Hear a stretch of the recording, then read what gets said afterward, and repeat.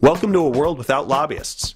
You may not believe it, but we just lost a tremendous amount of legislative expertise. It often takes decades to learn how the Capitol really works, and now that we've removed what are essentially civic leaders, business people, and former lawmakers, there are a lot less advocates in this building bridging the gap between public needs and partisan polarization.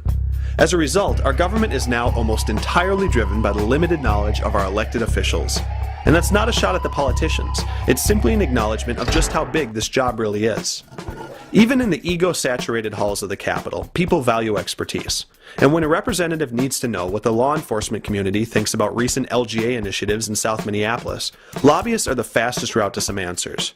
And here's the key: the answers had better be honest. If a lawmaker gets burned by some false or misleading research, you can bet the lobbyist that gave it to him is going to taste the bubblegum on the front steps.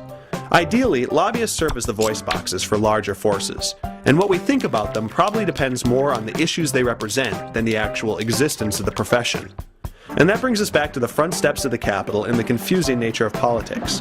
On this side, nobody likes influence peddlers. But on this side, there are some very human lawmakers who are tackling a job that's way too big for just themselves.